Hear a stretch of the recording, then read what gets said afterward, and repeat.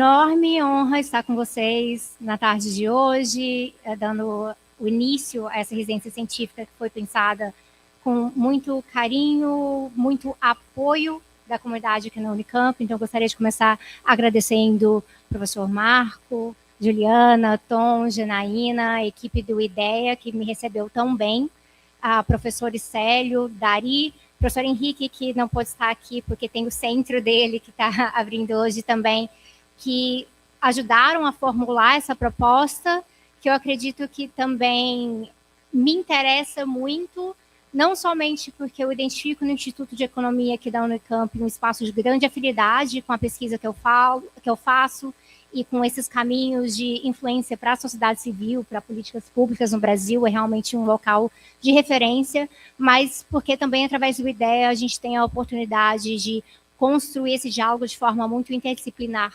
Então, estando em contato com outros institutos, centros, núcleos aqui na Unicamp, que eu acredito que são necessários e muito estratégicos justamente para esses desafios que eu tenho trabalhado na minha pesquisa, que eu tenho trazido para o debate público já há algum tempo, e que eu tenho o prazer de partilhar com vocês, principalmente hoje, no início dessa residência, que eu vou dar aqui alguns spoilers, pedacinhos de coisas que vão sair em publicações esse ano, inclusive meu próximo livro, que sai no segundo semestre.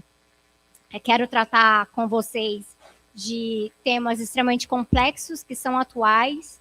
A gente, de vez em quando, na pesquisa, se encontra numa situação um pouco delicada, que é de estar constantemente perseguindo um alvo em movimento. Então, trabalhar com policrise é isso, mas não é um alvo em movimento. São mais ou menos centenas, talvez milhares, que estão entrando em choque uns com os outros, e que a informação é sempre uma informação incompleta. Então, fazer isso em comunidade é essencial, porque a gente precisa de mais cabeças pensantes, a gente precisa de mais pessoas envolvidas nisso, porque trabalhar com policrise é construir um programa de análise. Então, não é somente um pesquisador ou uma referência que vai dar conta disso. Então, para mim, é muito importante que vocês estejam aqui. Gostaria, inclusive, de convidar quem está nos cantinhos, sentados, tem alguns lugarzinhos aqui no meio, para que vocês fiquem mais à vontade também durante a conversa hoje. Estão me ouvindo bem? Tudo certo? Beleza, vamos dar início aqui ao que a gente quer trabalhar. Eu acho que seria melhor, sim, para a gente melhorar o contraste aqui. Falar de policrise, eu acho que eu vou dar uma levantadinha aqui, só para facilitar um pouco. Falar de policrise é interessante porque o próprio termo de crise é algo em debate. O que é crise para mim não é necessariamente uma crise para você. E, geralmente, quando a gente fala de crise no âmbito global, nós estamos trabalhando com uma perspectiva de crise no centro do capitalismo. Então, quando eles se sentem prejudicados, essa crise ou irá reverberar na periferia do mundo, ou deveria ser um problema que a gente deveria se importar muito, porque o que acontece lá deve nos interessar. Então, isso é parte dessa perspectiva. No entanto, quando a crise acontece nos nossos espaços, na periferia planetária, não necessariamente é um problema para eles. Até porque dentro desses nódulos, essas conexões no centro, uma crise para a gente representa um ganho maior. Uma troca econômica desigual, uma troca ecológica desigual, uma oportunidade de mercado, uma oportunidade de tomar recursos. Então, estamos muito acostumados a trabalhar com isso, por exemplo, no contexto de uma crise política. Então, dentro do imperialismo, intervenção política em algum lugar, que se aproveita de uma crise social, política, talvez até humanitária, para poder gerar ganhos em outros locais. Então, talvez um exemplo muito claro que a gente tenha nesse exato momento é o choque do preço do petróleo relacionado à guerra contra o Irã. E o que nós estamos notando, principalmente nós, pesquisadores da policrise, trabalhando isso do ponto de vista da mudança climática, é que parece que todo mundo esqueceu de mudança climática agora. E temos que correr atrás do petróleo, porque precisamos estabilizar o preço do petróleo. Isso tem gerado debates muito tortos, eu quero poder aproveitar a oportunidade hoje para entrar um pouco sobre isso. Mas, antes disso, é bom a gente conceituar o que a gente trabalha com crise. Crise, normalmente, na imprensa, ou nos estudos mais convencionais, é sempre uma crise do limite ao capital. Quando se encontra uma barreira ao crescimento, uma barreira à expansão, isso é tratado como crise. Como você tem, então, uma barreira à acumulação, que é essa questão chave que a gente vai encontrar aqui. Eu acredito que uma das pessoas que cruzaram o nosso planeta mais fantásticas para trabalhar isso é justamente o Isvan Mesaros. Então, Para Além do Capital, que é dos livros tamanho de tijolo, é talvez o meu favorito. E em Para Além do Capital, a gente tem uma análise muito profunda sobre o que é essa configuração da crise. E, embora Mesaros não seja uma referência nata do que a gente chama de ecologia marxista, essa linha de análise, por conta da sua perspectiva que analisa o metabolismo social em relação à natureza, ele é uma referência muito importante para a gente. E eu queria destacar esse trechinho aqui, eu não vou ler tudo para vocês, se quiserem tirar foto para lembrar depois, mas uma coisa que ele já traz desde o começo ali é que a degradação da natureza ou a dor da devastação social não tem qualquer significado para o sistema de controle sociometabólico do capital. Então, por quê? É em relação ao seu imperativo absoluto de sua autorreprodução que a coisa interessa. Então, se eu vou continuar me autorreproduzindo, expandindo e acumulando, todas essas outras coisas são detalhes. Na economia, a gente chama de externalidade, normalmente. E o que interessa para a gente é compreender que esses processos de externalização, eles são propositais, mas eles também atingem o seu teto. Porque o planeta é um só. Os metabolismos planetários, quando a gente está falando aqui do sistema terrestre, litosfera, criosfera, biosfera, assim por diante, eles são integrados, não necessariamente um metabolismo único, mas eles são metabolismos integrados, e por serem integrados, eventualmente há um teto, sim, sobre a zona segura de operação. Então, o meu trabalho tem sido, de certa forma, pensar política e economia dentro desses limites planetários, que vão englobar aqui outros parâmetros, outras formas de medir a condição saudável do planeta. Então, não é somente os índices de limites planetários, 9 limites ali do grupo de pesquisa do Rockstrom e outros pensadores, mas também pensando onde que entra pontos de não retorno, onde que entra as nossas reservas, essas reservas de recursos, só porque elas existem, quer dizer que a gente vai usar até o fim.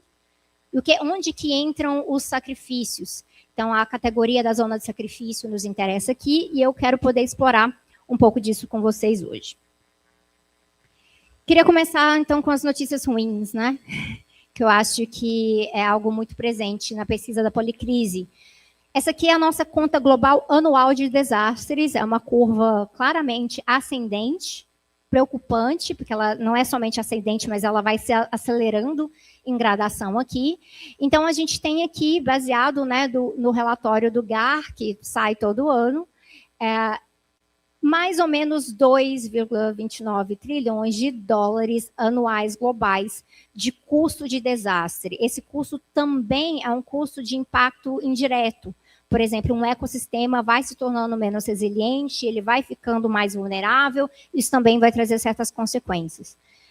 Nós vamos notar que isso aqui já é muito mais do que a economia de regiões inteiras, e a gente vai notar que talvez, se a gente quisesse gastar os nossos recursos de uma forma mais inteligente, talvez com saúde, com educação, com coisas que trazem um benefício social mais amplo, seria interessante entender a questão do desastre não somente como adaptação, mas uma prevenção integrada de desastres, onde investimento em outras áreas também é prevenção de desastre.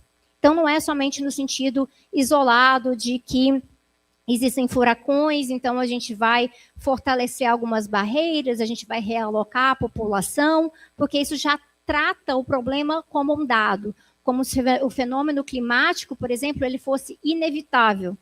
Embora a gente tenha uma tendência cada vez mais preocupante de aumentos de eventos climáticos extremos, por exemplo, eles sempre podem piorar em número e intensidade se a gente não agir com um plano adequado desde agora. Então, essa falta desse plano tem a ver com essa naturalização, isso é muito preocupante.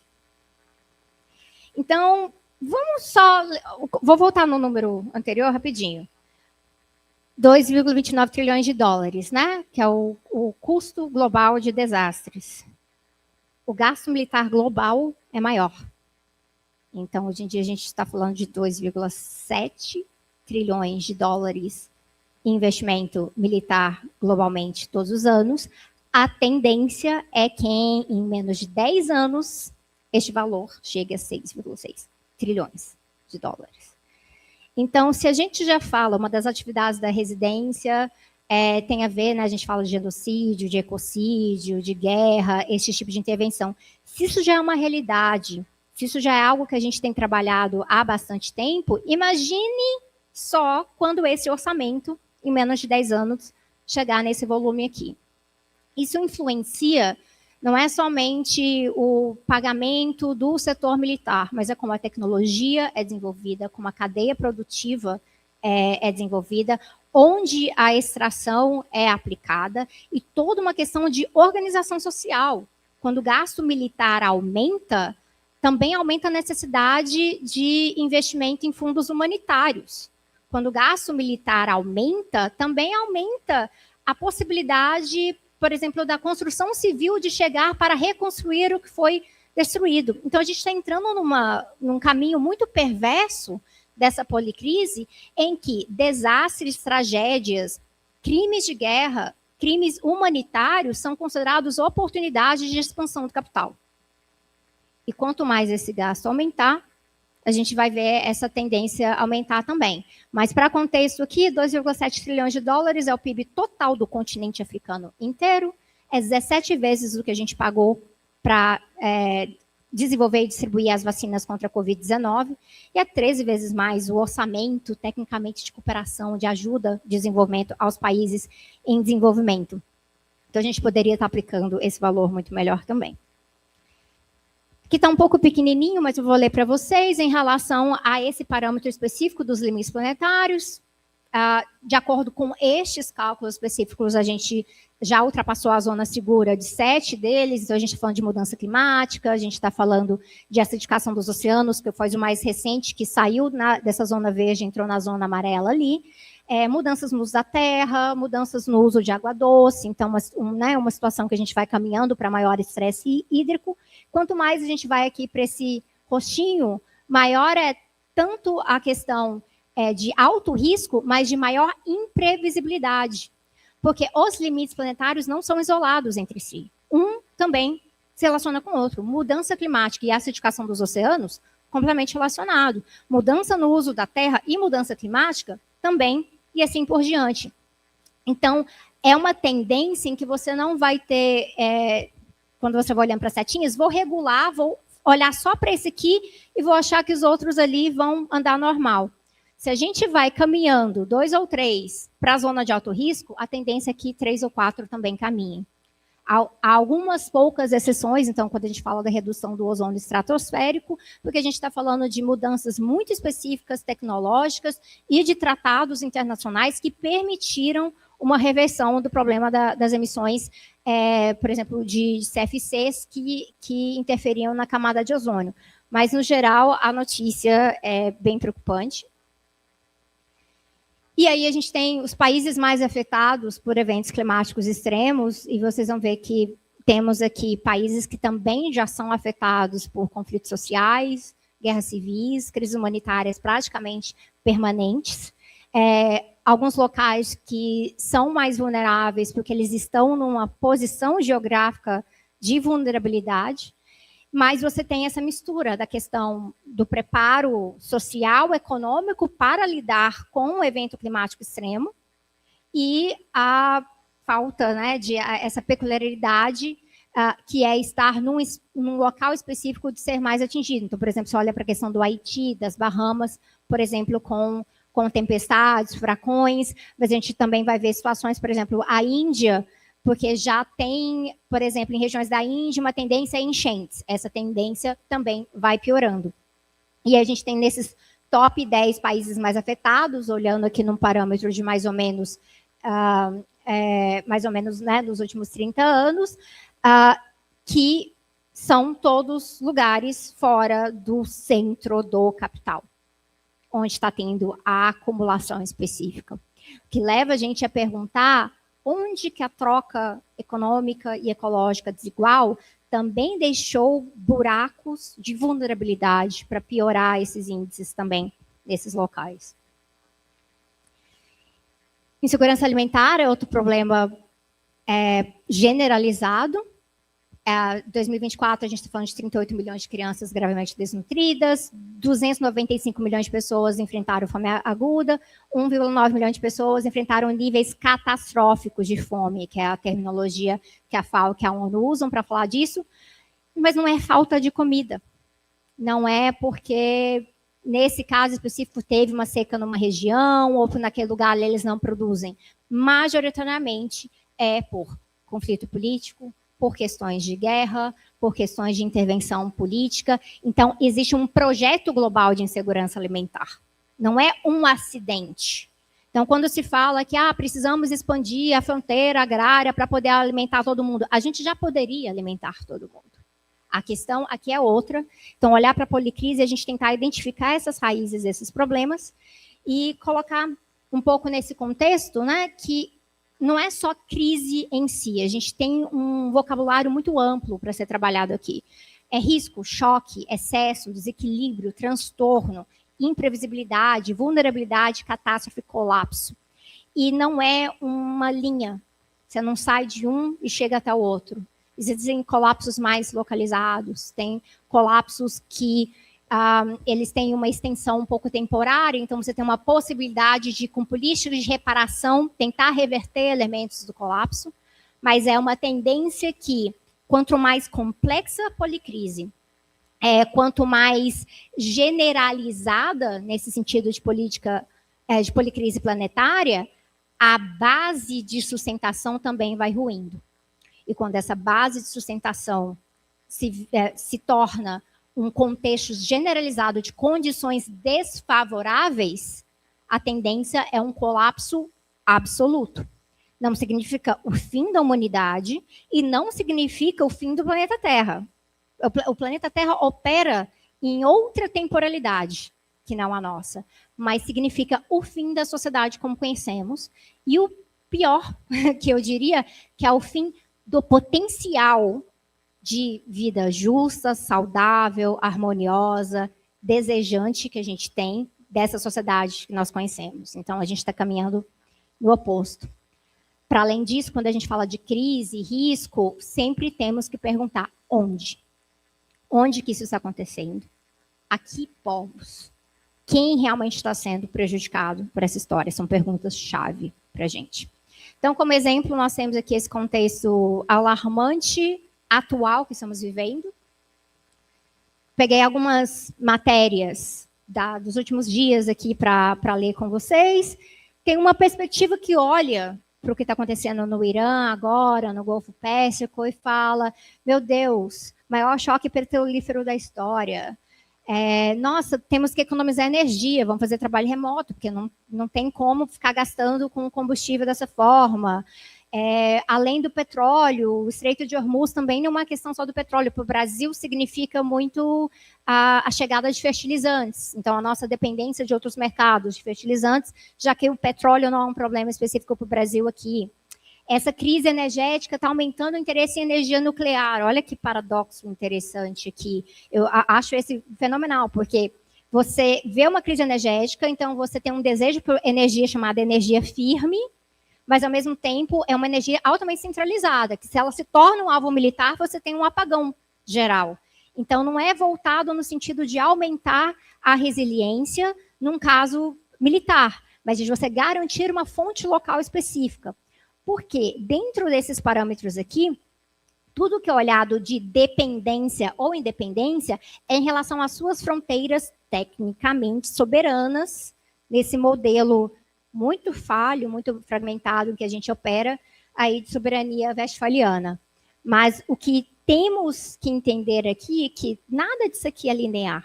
E, infelizmente, o que mais tem destaque, que está trazendo isso para uma discussão global, a ponto das pessoas falarem Terceira Guerra Mundial, sempre esse imaginário que, para você ter uma guerra mundial, você tem que ter vários estados se juntando para fazer guerra.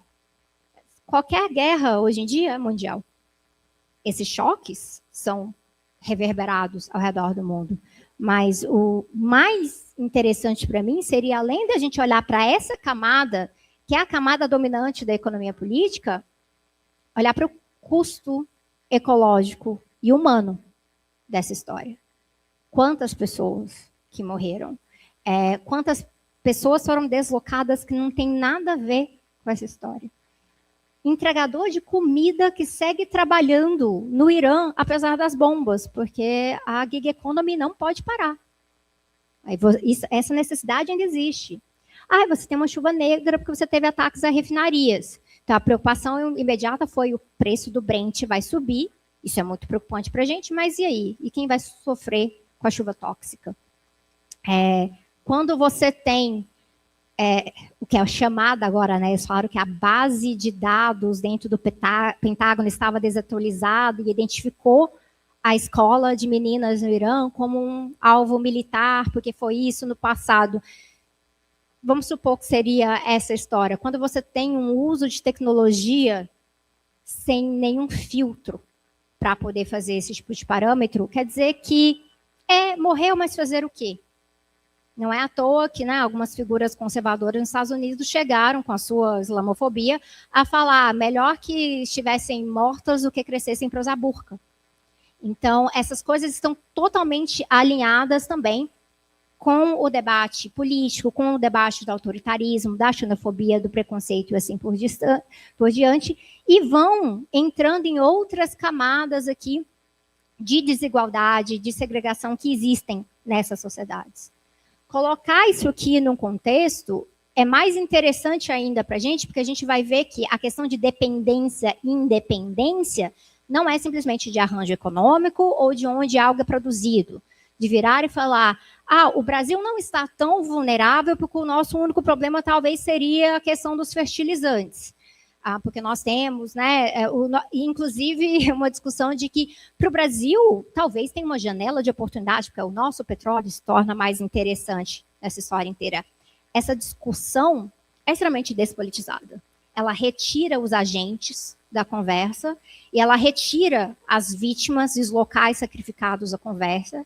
Inclusive, ignora que certas dependências só existem porque estruturalmente elas foram moldadas. Se nós temos uma dependência de fertilizantes do exterior, não é simplesmente porque nós não desenvolvemos essa indústria internamente, é porque nós desenvolvemos um modo de produção agrária no Brasil voltado para cada vez mais fertilizantes.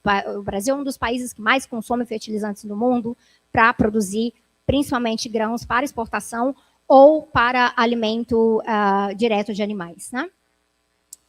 Então, para a gente olhar aqui, geralmente na imprensa, nos comentaristas de plantão, que a gente vê assim, tem uma tensão geopolítica estadunidense aí, não gosta de iraniano, eles estão brigando não tem muito tempo, não sei o que lá, guerra. Aí dessa guerra você tem crise energética. Então, essa palavra aí está em todos os lugares. Crise energética global, crise energética para a Europa, porque agora o Catar não vai conseguir exportar gás fóssil da forma que estava exportando antes, e se você para a operação de gás fóssil, demora 2 semanas para religar, e eles descobriram que isso pode trazer outros problemas, parece que é uma relação linear. Mas, na verdade, essa relação ela está dentro de vários outros contextos, né? Você tem os eventos, uma tensão geopolítica, uma guerra, isso é um evento, e aí você tem fenômenos que estão coexistindo com tudo isso, a mudança climática não deixou de existir, por exemplo. E você vai ter as crises, especificamente, e os sistemas que alimentam isso, como o capitalismo, o imperialismo, o mega-extrativismo. E aí é necessário a gente traçar essas conexões. E ao traçar essas conexões,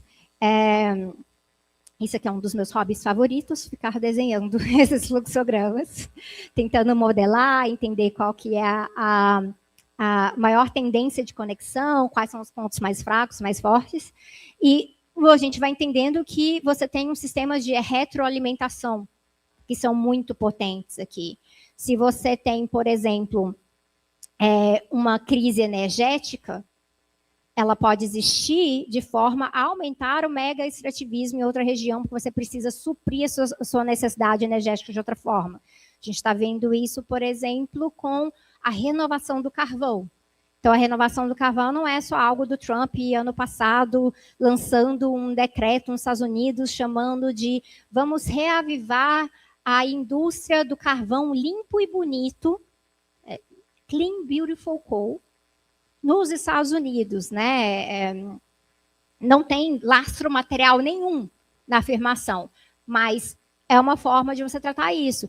Por exemplo, quando se discute, isso a gente viu também em 2022, quando começa a guerra Rússia e Ucrânia, na Alemanha, eu estava morando na Alemanha na época, todos os jornais, todo mundo falava assim, tá vendo? A gente inventou de fazer esse negócio aí de transição energética, e agora a gente está mais vulnerável, porque aí a gente parou as nossas usinas de carvão, resolvemos ativar as nossas usinas nucleares, porque a gente estava comprando gás da Rússia, e aí agora a gente não vai ter energia, a gente vai passar frio no inverno por conta disso.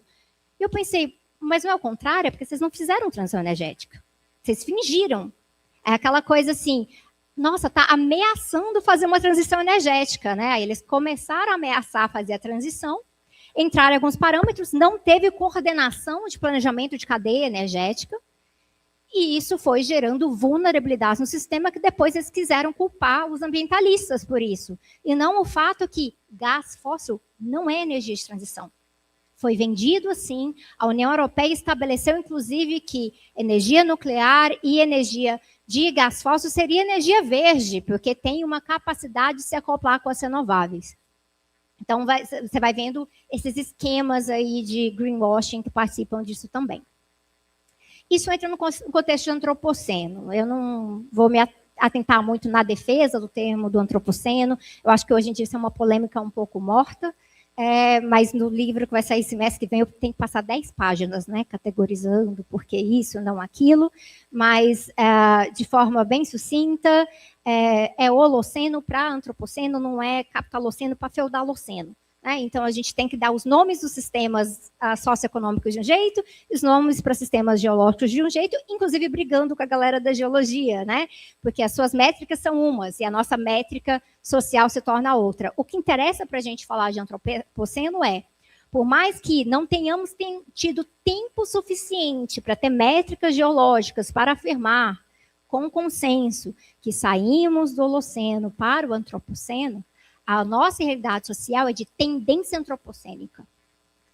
É uma tendência de cada vez mais impacto, que vai gerando esgotamento de capacidades, condições desfavoráveis, sistemas de exploração cada vez mais aguçados, caminhos irreversíveis e uma desregulação sociometabólica generalizada em todas as camadas. Tem pouquíssimas coisas que a gente estuda em que a gente fala, isso aqui está estável, esse sistema está bem, olha, ele está saudável.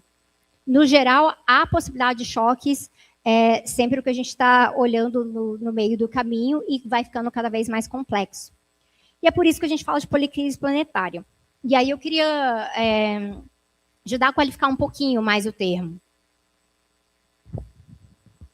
Uma coisa interessante aqui para esse debate é que a palavra policrise, principalmente durante a pandemia, a guerra na Ucrânia, meio que entrou no vocabulário padrão. A gente viu em vários, Financial Times falava de policrise toda hora, vários relatórios, algumas pessoas começaram a estudar isso, mas, no geral, se você olhasse para os modelos que eles traziam para falar de policrise, extremamente eurocêntricos ou sobre a América do Norte, muito baseados em eventos. Então, você tem guerra na Ucrânia, e você tem uma crise energética, isso gera um choque inflacionário, porque você tem um aumento do custo de vida na Alemanha, e aí a Inglaterra vai sentir isso de uma outra forma, porque teve um Brexit. Então, mapeando vários eventos e falhando em entender os mecanismos que partem de sistemas da economia política que favorecem o surgimento desses eventos ou favorecem que a gente tenha ferramentas para navegar esses eventos.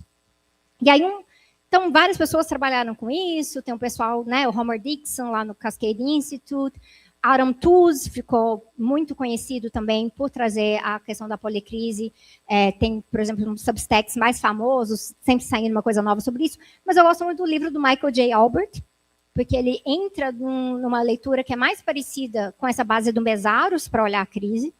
E uma coisa que eu acho que é importante, e é por isso que eu tenho trabalhado com ele nisso aqui, é o entendimento de que navegar a policrise não é olhar para um evento e pensar a solução para aquele evento. É pensar soluções sistêmicas. Porque senão, resiliência, que também é uma palavrinha que é usada de lá para cá, fica parecendo que uma mera solução tecnológica ou de mercado irá resolver, mas aí a minha resiliência não é a sua. Ou a minha resiliência vem através da perda da sua resiliência.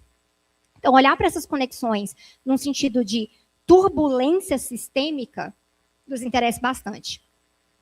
E aí, nesse sentido, o Michael começou a trabalhar falando de policrise planetária, ele vem também dessa leitura da ecologia política. Eu falei, eu também agora vou usar só com planetária do lado, porque eu acho que isso nos lembra que a gente está fincado num sistema ecológico que tem o seu próprio metabolismo, inclusive independe de humanos nesse metabolismo. Se a gente não existisse no planeta Terra, o planeta Terra ia estar existindo.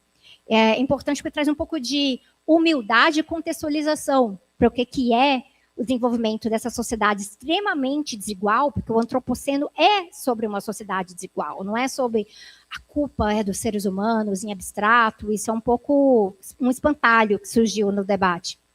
Mas muito mais entendendo que o que a gente tem aqui é uma situação em que as nossas conexões são profundas, mas quanto mais a gente normaliza os sistemas geradores de policrise, mais complexo fica o debate e mais difícil fica você vender um pacote político, econômico, uma proposta, porque você não vai ter uma solução em 6 meses.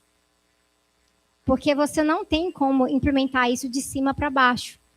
A chave para a leitura da policrise planetária, ela é, na verdade, uma chave de leitura das bases sociais e ecológicas. É nessas bases que a gente vai se conectando, que a gente vê essas consequências comuns. Coloquei essa imagem aqui porque, para mim, ela foi muito marcante, né, do bombardeio de uma das refinarias no Irã. E aí faz parecer que esse é um problema lá. A quantidade de gás de efeito estufa que foi lançada na atmosfera com isso aqui, você fala, mas ia ser queimado de qualquer jeito, em combustão, em algum carro, em alguma coisa. Bom, mas aí teria ido para aquilo ali. Você acha que o carro vai deixar de falar, quero beber gasolina por conta disso? Isso aumenta a pressão produtiva. Então, as guerras têm o seu próprio custo de emissões que não são substituíveis, elas são adicionais às emissões padrão da sociedade hoje. Se a gente vai ver que é crise, né? Então, a gente não pode deixar de falar que tem crise alimentar, migratória, geopolítica, climática, mas todas essas crises também são crises ecológicas. E este é um fundamento central que a gente precisa na pesquisa, na educação e no debate público. Este entendimento que meio ambiente não é uma coisinha lá fora. Tem um problema. Na educação infantil, até hoje, a gente faz isso. Não sei o que lá, desenho algo sobre a natureza. Ainda dá vontade de desenhar um computador. Para mostrar, olha, também. Nós estamos extremamente interconectados, inclusive materialmente. Essa ideia de que o sintético não é a natureza é o que faz a gente pensar que o sintético não impacta a natureza. Que o sintético, inclusive, fica lá remoldando, reconfigurando o que é a natureza. Aquilo que não se decompõe, ele se torna parte do ecossistema. E nós estamos produzindo cada vez mais sobre isso. Significa que, no nosso debate sistêmico, a gente tem que olhar para capitalismo, imperialismo, colonialismo, mega extrativismo, produtivismo, modo de vida imperial, que é um conceito do Ulrich Brand e do Marcus Wissen, que eu gosto bastante. Quando eu estava em Viena trabalhando com o Ulrich Brand, eu fiquei muito tentando entender o que é essa relação do modo de vida imperial também na periferia, e que está absolutamente tudo sujeito aos limites planetários. Não só aqueles 9 limites planetários, mas a ideia de limites metabólicos. Que o planeta é esse, nós trabalhamos com isso, e querendo ou não, temos que lembrar que esse planeta é um sistema fechado. A gente não está trocando matéria com o resto do universo. Essas ideias mirabolantes, agora a gente vai começar... Nossa, se o problema do lixo no planeta fica muito grande, a gente despacha o lixo por foguete. Aí você despacha o lixo por foguete, e o foguete está gerando o quê? Lixo. Está gerando emissões. Está consumindo recursos que poderiam ser aplicados em outros lugares. Então, a gente tem que fazer uma leitura da policrise, que não é só a policrise planetária, é a partir das margens, é colocar a periferia do mundo, o sul global, dentro dessa conversa, para que não sejam somente os eventos que mais afetam o centro do capital, os eventos privilegiados nessa análise. Porque se eles forem, a solução para os eventos deles vai ser mais zona de sacrifício onde a gente está, vai ser menos recurso onde a gente está, vai ser, mais uma vez, está reforçando essa ideia de que, para alimentar o desenvolvimento num lugar, o outro lugar só pode ficar na área do subdesenvolvimento. Então, tem alguns conceitos que são fundamentais para a nossa análise. A gente vai lá olhar para a troca ou intercâmbio economicamente desigual, que é muito forte na teoria da dependência. O Brasil é uma referência mundial sobre isso. Deveria ser mais ainda, se eles quisessem ler brasileiros, realmente traduzissem brasileiros, poderia ser muito mais ainda. A troca ecologicamente desigual, que é muito forte na nossa análise de imperialismo ecológico e que é central para a gente não cair numa armadilha de que vamos resolver o problema simplesmente subindo o valor na cadeia produtiva de algo e sem olhar que isso está aumentando uma pressão extrativa, um custo maior de um recurso. Eu vou dar uns exemplos sobre isso. A zona de sacrifício, para mim, é um dos conceitos mais fenomenais que a gente tem. Ele surge a partir de atingidos, e ele surge para a gente dar nome a essas práticas de externalização. Para a gente produzir a quantidade de lixo que a gente produz, o Ali Kadri fala isso, né? A coisa mais constante da sociedade hoje é a produção de resíduos, e que tem que chamar muitas vezes de lixo, porque se ele não tem um propósito, se ele não é realmente gerenciado, é lixo. E o que nós vemos é que a zona de sacrifício é a que, para eu estar limpinho aqui, mas eu sujei muito, eu vou só garantir que essa sujeira vai parar em outro local. Essa zona de sacrifício é geralmente muito racializada, inclusive o debate da zona de sacrifício é relacionado, né, à sujeira, à questão de lixões entre bairros mais brancos, bairros mais negros dos Estados Unidos. O Chile vai pegar esse debate da zona de sacrifício e levar para a mineração, vai institucionalizar, inclusive, para falar de zona de sacrifício do cobre, e povos indígenas vão falar, bom, somos os primeiros a entrar na zona de sacrifício planetária, e a gente precisa fazer isso para lembrar que toda externalização vai parar em algum lugar. Os novos colonialismos, eu tenho trabalhado já há alguns anos com a questão do colonialismo verde, que também é padrão, que é aquela ideia de que aquele lugar lá, não, vamos chamar isso aqui de desenvolvimento, vamos fazer essa coisa lá, vai ser bom para eles, o resultado nunca vem, mas atende uma demanda em outro local. A gente tem visto isso muito com a questão da exploração de minerais estratégicos, estratégico, crítico, que é um termo que vem, inclusive, da securitização e do mundo militar, em locais na América Latina, então o Nordeste brasileiro, regiões no Chile, por exemplo, na Argentina, e pensando, inclusive, a geração de novas commodities, que a grande promessa do hidrogênio verde não é tratar de intermitência, até porque a própria questão do que falam da intermitência das renováveis, né? O sol não é tão confiável, o vento não é tão confiável. Integração de matriz energética, sistemas de bateria de larga escala já ajudam a dar conta de muito disso. A grande promessa do hidrogênio verde não é o armazenamento de energia, é a exportação. É você garantir que temos espaço livre sobrando no norte da África, então, por exemplo, no Marrocos, na Tunísia, ou na América Latina, e a gente vai produzir energia com os nossos recursos aqui e a gente exporta para lá. Então, essa é uma forma de garantir que o modo de vida imperial, na Alemanha ou na França, por exemplo, não precisem fazer ajustes ao seu gasto energético. Eles vão crescer ainda, não tem como ficar colocando tanta produção de hidrogênio verde lá, então a gente compra de outro lugar. Isso parece uma grande oportunidade verde, oportunidade de mercado.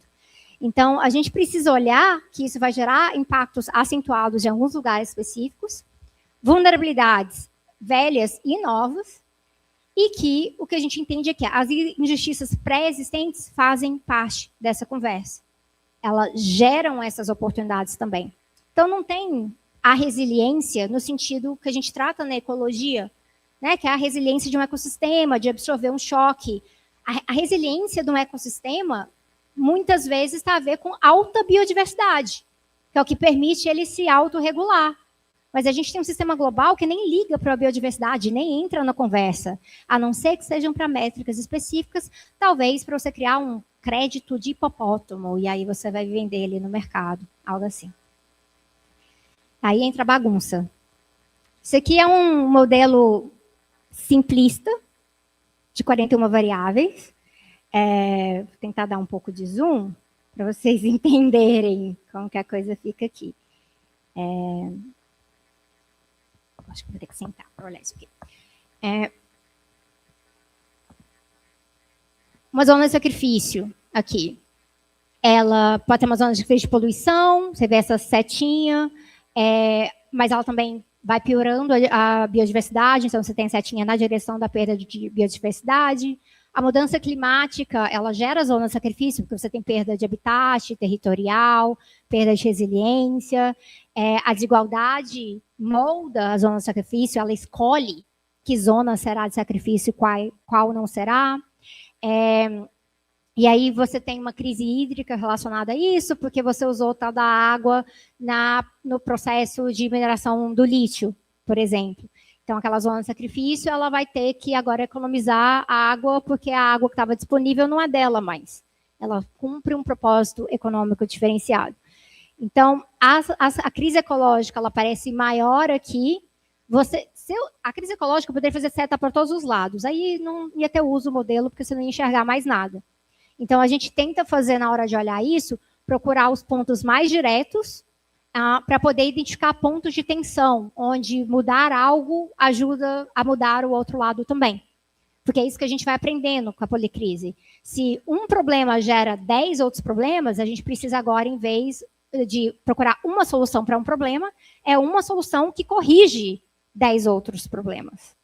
Então, quais são essas soluções que resolvem, do ponto de vista de eficiência, do ponto de vista de rapidez e do ponto de vista conectivo também. Mas, assim, a gente vai ter exemplos aqui, né? Perda territorial, tecnologias danosas, que é algo que é interessante a ser trabalhado. No meu grupo de pesquisa sobre desenvolvimento e industrialização, se fala muito de uso da IA para fins militares, de crime de guerra, horroroso. Então, sempre aquela ideia de que há uma apropriação do outro lado, mas aí parece que a gente esquece como é que muitas dessas tecnologias surgem em primeiro lugar. Elas já nascem no meio militar. Elas já nascem com investimento militar dentro de institutos militares. É a gente que talvez pega o excesso tecnológico e se apropria para outros fins. Então, uma outra forma também da gente tentar olhar para isso, no livro isso vai ficar mais fácil de ver, porque vai estar impresso, neste outro modelo aqui, que eu chamo a minha pequena galáxia da policrise planetária. Então, a gente vai vendo todo esse sistema estelar horroroso aqui, e tentando entender, olha só que interessante, aí eu já olho para o colonialismo e eu vejo, tá vendo por que a luta anticolonial conta? Por que ela importa? Porque você pode estar olhando para a questão da miséria, e se você não olhar para a questão colonial, você vai trabalhar a miséria como vamos pegar e arrecadar tanto de dinheiro desses países, ou abordar pessoas na rua para doarem R$20 por mês para a gente resolver um problema de miséria em algum local. Estamos tapando o buraco. Não quer dizer que a nossa solidariedade não importa, principalmente em situações de emergência, porque não tem sistema prévio. Mas é isso. Eu escrevi um artigo uns 2 anos atrás para o Intercept, quando tivemos o colapso localizado no Rio Grande do Sul, e a gente teve, né, aquela comoção social, vaquinhas, PIX. Era importante, mas a gente vai viver disso agora? Chegou no ponto de Juiz de Fora agora a prefeitura pedindo PIX, né? Isso significa que a gente não está olhando para o problema do ponto de vista sistêmico e procurando respostas que sejam sistêmicas também.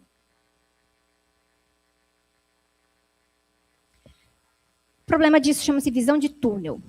Essa visão de túnel, ela é proposital, ela não é assim, olhei para isso e esqueci de olhar para outra coisa. Não, porque se você olha para uma coisa só, você vende uma solução direta para aquela coisa, vender tanto no sentido comercial quanto no sentido político, né, de falsas soluções. Então, a gente usa isso, você não está olhando para a periferia, uma das razões que eu gosto muito do conceito de visão de túnel, porque você perde a sua visão periférica. E aí o periférico tem sentido duplo para a gente aqui. E se foca, em vez de olhar, né, para os eventos, fenômenos, crises, sistemas conectados, você olha para elementos específicos. A complexidade era só um pano de fundo. Nossa, está difícil o planeta, né, crise, terceira guerra mundial. A gente fica só nisso ali no plano de fundo, em vez de fazer essas conexões. Então, os elementos acabam isolados, as abordagens técnicas se tornam apolíticas, entre aspas, apolíticas, entre aspas, porque, na verdade, é despolitizado. Há um projeto de despolitização das soluções técnicas. Às vezes, olha para adaptação, vamos adaptar o sistema, a gente não transforma o sistema. Então, a gente adapta a indústria de petróleo, a gente não muda, né, o setor de energia. A gente não tem uma transformação mais sistêmica. E a gente adiciona mais coisas no planeta, mais coisas, então a gente vai inventar um aditivo, uma partícula, uma tecnologia, e vem de pensar uma transição, que a gente vai tendo várias substituições simultâneas e que são baseadas, para você ter transição, isso é uma coisa que eu explico já tem alguns anos no meu trabalho, a transição exige o princípio da obsolescência. Para algo fixar, para a gente chegar na nova hegemonia, aquela coisa do passado tem que ficar no passado também no sentido de dependência, de necessidade. Não fazer sentido.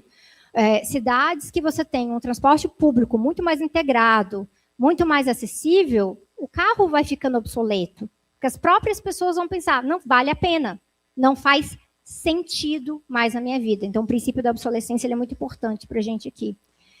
E na visão de túnel de carbono, que é um exemplo clássico que a gente tem para falar de mudança climática, a mudança climática não tem nada a ver com os limites planetários, é só ela. Então, se fala de clima, mas não fala de biodiversidade, não fala de água, não fala do ecossistema marinho, só quando tem a ver com algo direto com o clima. Mas aí você pega clima, aí você esquece dos gases de efeito estufa. Você olha só para CO2, porque aí interessa, porque é mais fácil você apresentar uma solução técnica, tecnológica ali. E aí, de repente, em vez de falar de transição climática, a gente começou a falar de transição energética. Então, a gente excluiu toda a parte de emissões de mudança do uso da terra, desmatamento, agronegócio, excluímos. Começamos a falar de transição energética. De repente, não estava suficiente, porque na transição energética às vezes você tem que fazer transição de verdade. Então, a gente começou a falar de descarbonização. Então, o problema é o carbono. Então, nesse emaranhado gigantesco aqui, a gente esquece da extinção de espécies, a gente esquece ali que a gente tem novas doenças, estresse hídrico, as tecnologias danosas, o autoritarismo, degradação do solo, tudo se misturando, e a gente foca somente em dióxido de carbono, quais são as emissões, quais são as fontes delas, quais são as tecnologias, mercados e adaptações. Um conceito interessante para trabalhar isso chama-se consenso da descarbonização. Um artigo está disponível na internet do Breno Bringel e da Maricela Svampa, em que eles explicam muito, mas se fala que é um acordo global que defende a mudança de uma matriz energética baseada em combustíveis fósseis para uma matriz sem emissões de carbono, ou com emissões reduzidas, baseadas em energias renováveis.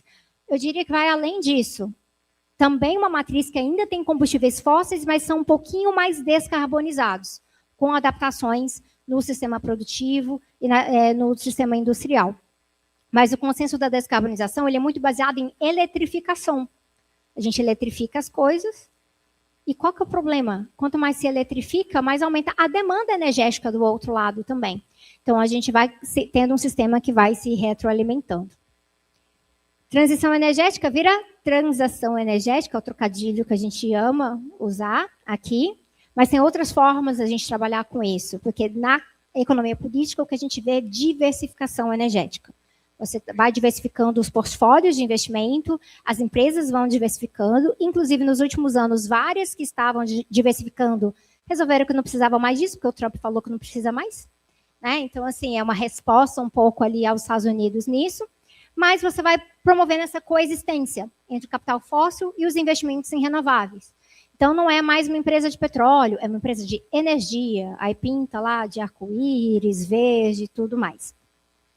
Então, você tem uma expansão da matriz com adição tecnológica, inclusive visando novas demandas. Então, empresas de Big Tech agora estão comprando contratos privados diretos de energia renovável nuclear para poder atender a sua própria demanda crescente para centros de dados, principalmente baseado em IA. Então, se estima que nos próximos anos a demanda elétrica da Microsoft vai crescer em 600% por conta de IA em centros de dados.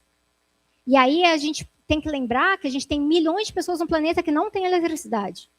Só que em vez de usar aqueles recursos da extração, da tecnologia, das políticas, para atender essas pessoas que vivem num contexto de pobreza energética, a gente permite, dentro do sistema do mercado livre energético, com que essas empresas tenham uma sede gigantesca, vão lá e capturem esses recursos para si mesmo, e depois enfiam uma IA desnecessária goela abaixo. Você não consegue. Você vai comprar uma geladeira hoje, ela tem IA, né?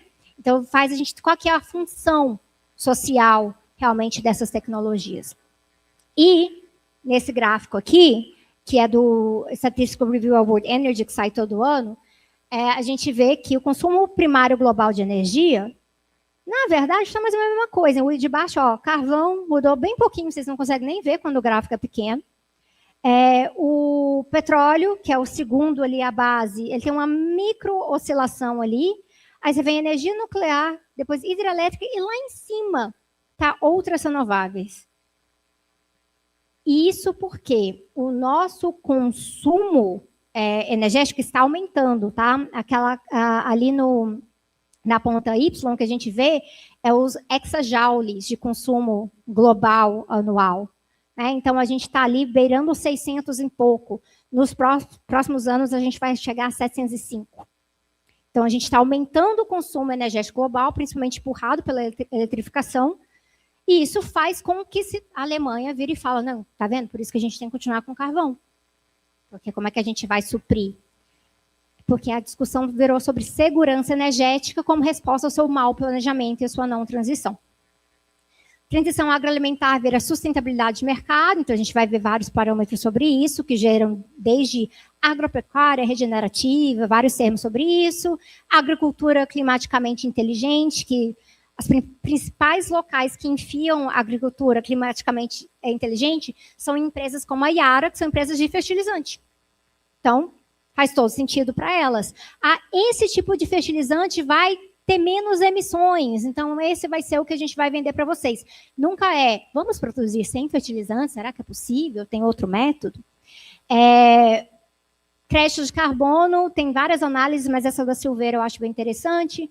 85% dos créditos de REDD+ no mercado foram analisados, e aí 31% dos projetos foram classificados de alta qualidade. Quer dizer que 69% não, né? Então, esses créditos estão falando que estão compensando mesmo?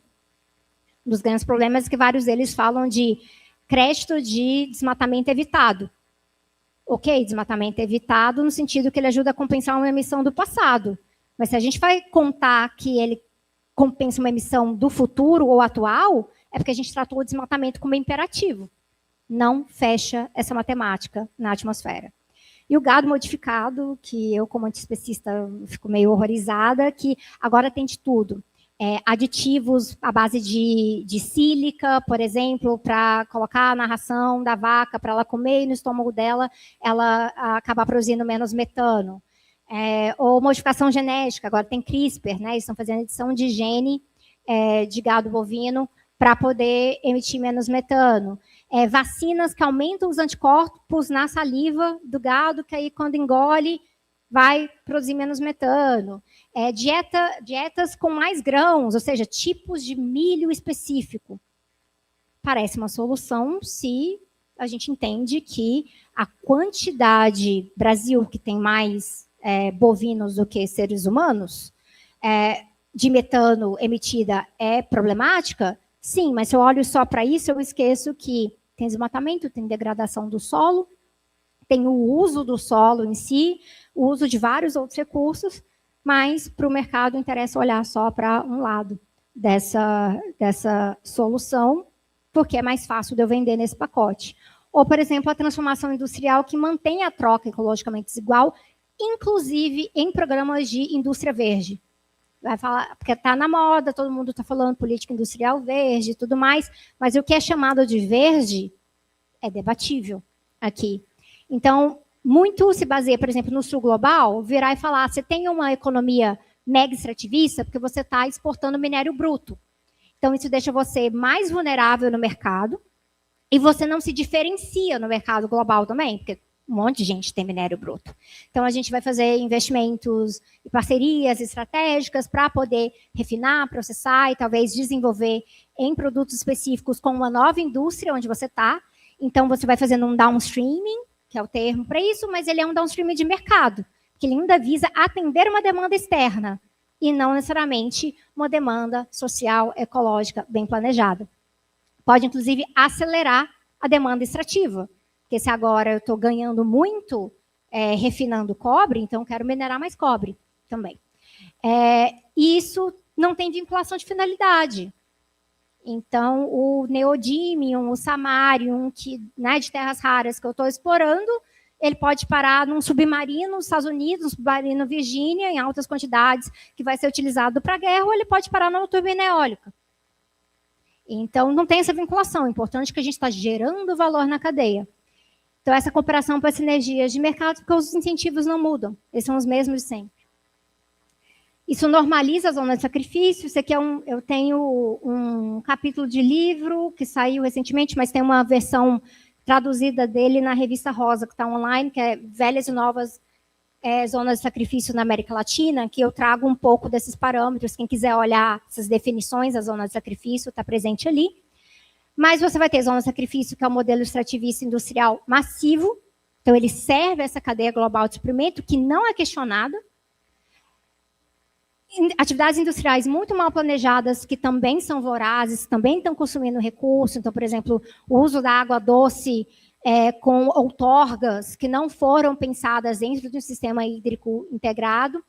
Zona de sacrifício de racismo ambiental, como eu mencionei mais cedo, zona de sacrifício de guerra, e essas novas modalidades, por exemplo, da digitalização. Então, no Brasil, a gente tem falado sobre isso no contexto da zona de sacrifício dos centros de dados, que estão sendo implementados sem debate com a população e que trazem pressão hídrica e pressão energética para esses locais. E a zona de sacrifício verde também, que a gente fala, por exemplo, quando você estabelece parques eólicos num modelo latifundiário, num esquema de mercado livre de energia para o capital privado, que não atende à comunidade local e não tem o mínimo de salvaguardas de proteção. Então, a transição energética, que é transação, chega na vida dessas pessoas já com um tipo de violência, e aí você não tem aquela inclusividade e a função social que seria necessária para isso, para tentar conciliar, fazer essa regulação ser humano-natureza nesse processo. Um exemplo de estudo de caso que eu tenho analisado bastante, que vai estar no livro que sai no segundo semestre, é a questão da Indonésia, porque a Indonésia é tratada como um caso de sucesso da industrialização verde, porque a Indonésia ali, começou o debate em 2014, vai ser efetivo mesmo a partir de 2020. A Indonésia vai proibir a exportação de níquel bruto. A Indonésia tem 42% das reservas de níquel do mundo, 51% da produção global de níquel no mundo. Então, tem uma preocupação que, olha, estamos vendendo níquel muito barato e aí a gente não está se aproveitando disso. Então, vão banir a exportação bruta, o níquel começa a ser processado e refinado como indústria que chega com investimento estrangeiro, então você tem investimento estrangeiro direto ali. Mas o que isso acontece? Isso aumenta a pressão extrativa. Você vai ter mais extração de níquel. A extração de níquel gera zona de sacrifício, gera desmatamento, toxicidade. O processamento de níquel na Indonésia é majoritariamente através de energia à base de carvão. Também tem um consumo de energia hidrelétrica, mas ele é marginal nessa cadeia, ou seja, você aumenta as emissões de gás de efeito estufa para poder processar o níquel ali dentro, e você também está consumindo capacidades renováveis que poderia ir para outros usos, porque você vai usar a hidrelétrica também para o processamento de níquel. Enquanto isso, vai vindo mais investimento, estão planejando aí nos próximos anos, lá para 2028, 2030, terminar de estabelecer uma grande planta de bateria de níquel na Indonésia, pensando nesse downstreaming da cadeia produtiva completa. Então, a gente extrai, a gente refina, processa e a gente cria a bateria aqui. Aí a gente tem uma contradição que é curiosa, né? A bateria de níquel, que é essa lítio NMC, ela tem lítio também, ela é muito frequente em veículos de alta performance, porque ela tem maior densidade energética, então você vai poder ir mais longe com ela e tudo mais. Não é esse o tipo de carro elétrico que é vendido na Indonésia. Então, 90% dos carros elétricos vendidos na Indonésia no ano passado foram, na verdade, de fosfato de ferro-lítio, que não usa níquel. Então, quem que você está atendendo? Você está atendendo o mercado externo ainda. E faz a gente questionar. Política industrial pode até ser, não está tendo o efeito que eu acho que deveria ter, mas verde, acho que não é. Essa configuração do verde, só porque ela atende algo do elemento, carro elétrico, é uma definição muito limitada, muito torta. E aí, para finalizar a conversa com vocês aqui, a gente tem que imaginar o que é a resposta desde o Sul. Já vou avisar que eu vou deixar isso aqui um pouco no ar, porque faz parte dos debates que a gente vai fazer durante a residência, tanto que a última palestra, a palestra de encerramento, é a que eu trato mais visivelmente da questão do desafio da transição, mas eu acho que para a gente é muito viável entender que a policrise ela ocorre no sistema planetário, mas o norte global olha para a policrise a partir do seu umbigo. Então, quando eles olham para isso, a resposta para a policrise, muitas vezes, é turbulência sistêmica, onde crise se tornou sinônimo de cotidiano, do nosso dia a dia. E isso vai sendo algo que vai gerando mais problemas ainda, porque você tem movimentos de estados autoritários, invasões, guerras, governos que não são aliados a bilionários, são de bilionários, essa corrida por recursos de uma forma muito excludente, e o resultado vai ser apenas mais policrise. Você navega a policrise para ficar dentro dela, você não navega para fora da policrise. Então, o que nós precisamos entender é que, para eles, não é sobre sair da policrise, é sobre ser donos dos espólios da policrise. O que eu posso ganhar com essa história? E para a gente, que está do outro lado, a gente já sabe como isso funciona, porque a gente já vivenciou e vivencia crises e suas falsas respostas à crise há muito tempo. Nós temos os eventos, fenômenos, crises, sistemas, e a gente precisa olhar para os nós, para os nódulos, para esses focos de tensão, para essas condições que precisam ser alteradas mais radicalmente. Então, eu sugiro, como linha de pesquisa e de debate público, a gente analisar a policrise a partir da zona de sacrifício, dos povos explorados, dessas dinâmicas de dependência histórica, vícios desses modelos hegemônicos, desperdícios, excesso e, principalmente, de uma postura de não normalizar a catástrofe, que é uma tendência, que é algo, inclusive, do nosso debate cotidiano, né? Porque a angústia da sociedade nos afeta tanto que a gente quer rir para não chorar. E isso também opera como mecanismos psicológicos em como a gente aborda a catástrofe e aborda essa questão de será que existem outros caminhos ou não. Uma leitura que eu acho interessante é da Moira Milan, que é a autora, o Huaychaf Mapuche no território argentino, e ela fala do terricídio, porque não é somente o ecocídio ou o genocídio, é que esses sistemas de morte, de crise que se tornaram tão dominantes, eles dependem da exclusão de agentes específicos do seu espaço de atuação. A gente não teria chegado a esse ponto todo se a gente não tivesse eliminado como limpeza étnica, como etnocídio, né, cultural também. Os povos são ligados aos territórios e ao metabolismo desses territórios. Então, para ter essa separação moderna, ser humano-natureza, que é uma separação artificial, a gente teve que eliminar vínculos reais de pessoas reais. Então, esse terricídio é um conceito interessante para a gente trabalhar aqui. E eu elaboro como isso, essas gradações ecocidas dependeram desse extermínio, não teria ocorrido de outra forma. O que me traz, né, a algo que eu tenho colocado muito assim nessa pesquisa do livro e tudo mais, e o que eu quero explorar com vocês nesses próximos meses, é que há respostas que não são tratadas como respostas porque elas não convêm ao centro, porque elas não são soluções para a policrise no norte global. Na verdade, elas alteram tensões e relações que vão desagradar muita gente lá. Mas é para esse lugar que a gente tem que olhar. Que aqueles que vivem o colapso, aqueles que se configuram coletivamente como atingidos pelo sistema, muito antes de falarmos de policrise planetária, desse termo existir, já pleiteiam ideias, sugestões e projetos sociopolíticos desde sua aflição e o seu amor pelo que está ameaçado. Então, essa é a nossa tarefa coletiva, inclusive nossa, nos próximos meses aqui na Unicamp, definir e conectar esses caminhos. Muito obrigada.